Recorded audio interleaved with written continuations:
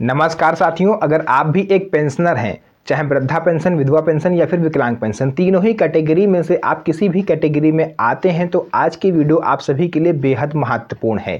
क्योंकि थंबनेल पर आपने देख ही लिया है कि मैंने आज आपको किस टॉपिक के बारे में बताने के लिए इस वीडियो को बनाया है।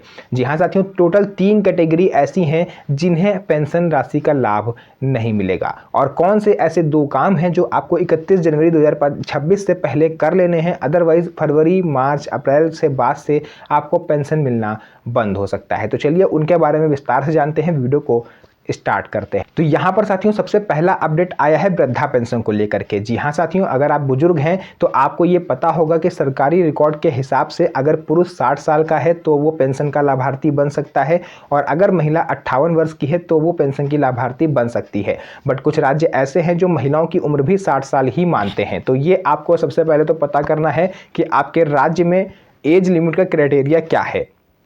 उसके बाद दूसरा यहाँ पर सबसे बड़ा इसी में अपडेट ये है कि आधार कार्ड के हिसाब से आपको पेंशन मिलती है। यानी आधार कार्ड में अगर आप 60 वर्ष के हो तो ही आपको पेंशन मिलेगी, और किसी डॉक्यूमेंट के आधार पर अगर आपने पेंशन का फॉर्म भरा था, कुछ लोगों ने पैन कार्ड लगाया था, कुछ लोगों ने वोटर आईडी कार्ड लगाया था, कुछ लोगों ने बैंक पासबुक लगाई थी, तो ऐसे लोगों की पेंशन अब बंद होने जा रही है। आधार कार्ड में अगर आप 60 साल के पूरे हो तो ही आपको एक्चुअल में पेंशन राशि का लाभ मिलेगा, अदरवाइज सरकार जांच बैठा रही है और देश के सभी राज्यों में, चाहे बिहार हो, झारखंड हो, यूपी हो, एमपी हो, राजस्थान हो, कोई भी राज्य हो, सभी पर हर राज्य में सरकार की आंतरिक जांच चल रही है और ऐसे लोगों को ढूंढ के अलग किया जा रहा है जो पात्रता को मैच नहीं करते या जो आधार कार्ड के हिसाब से 60 साल के पूरे नहीं हुए हैं। तो ये थी पहली अपडेट वृद्धा पेंशन को लेकर के।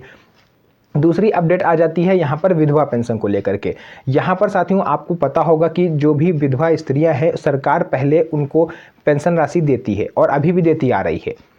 यहाँ पर नियम ये था कि अगर कोई विधवा स्त्री पुनर्विवाह कर लेती है तो भी सरकार उसको पेंशन राशि देती रहेगी पुनर्विवाह प्रोत्साहन योजना के तहत। लेकिन ये योजना बंद हो चुकी है, पुनर्विवाह प्रोत्साहन योजना, जिसके तहत सरकार का तर्क ये है कि अगर कोई विधवा स्त्री किसी पुरुष से शादी कर लेती है, पुनर्विवाह कर लेती है, तो फिर उसको पेंशन अब सरकार नहीं देगी, क्योंकि वो विधवा स्त्री नहीं रही। अगर विधवा स्त्री पेंशन योजना जो है उसकी पात्रता आप पढ़ो तो उसमें आपके हस्बैंड का मृत्यु प्रमाण पत्र मांगा जाता है, और जब आपने दूसरी शादी कर ली, आपके जो हस्बैंड हैं वो जीवित हैं, तो किस तरह से आप विधवा स्त्री हुई और फिर सरकार आपको पेंशन भला क्यों दे। तो ये नया अपडेट है।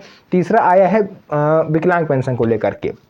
विकलांग पेंशन में यह था कि अभी तक लोग छोटी मोटी कमजोरी का फ़ायदा उठा रहे थे, जैसे किसी की उंगली टेढ़ी है, किसी को क्लियर मतलब हल्का धुंधला दिखाई दे रहा है ना, किसी का शरीर में इतना कमजोर है कि उससे चला फिरा नहीं जाता, घुटनों में दर्द है, तो ऐसे लोग भी विकलांगता का उन्होंने प्रमाण पत्र बनवाया और फर्जी तरीके से विकलांग पेंशन का लाभ उठा रहे थे। तो ऐसे लोगों के लिए नया अपडेट ये है कि आप 30% अगर आप विकलांग नहीं हो तो फिर आपको पेंशन राशि का लाभ नहीं मिलेगा। ये एक बहुत बड़ा अपडेट है और इसमें काफ़ी सारे लोग अपात्र पाए गए हैं।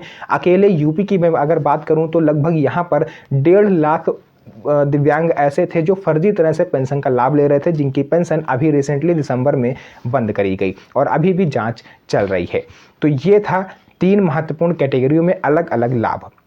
अब मैं आपको बता दूं कि किन्हें पेंशन नहीं मिलेगी और कौन से 2 ऐसे काम हैं जिसको आप 31 जनवरी 2026 तक नहीं करते हो तो आप पेंशन के लिए पात्र नहीं माने जाओगे। साथियों आप लोग को याद होगा कि नवंबर यानी 30 नवंबर 2025 ये लास्ट डेट थी लाइफ सर्टिफिकेट जमा करने की, लेकिन काफ़ी ज़्यादा भीड़ रही बैंकों में, बुजुर्ग जो थे उनको काफ़ी ज़्यादा परेशानियों का सामना करना पड़ा और कई सारे ऐसे बुजुर्ग थे या फिर जो भी पेंशनर्स हैं वो अपना लाइफ सर्टिफिकेट जमा नहीं कर पाए, कोई बनवा ही नहीं पाया तो किसी का जमा नहीं हो पाया।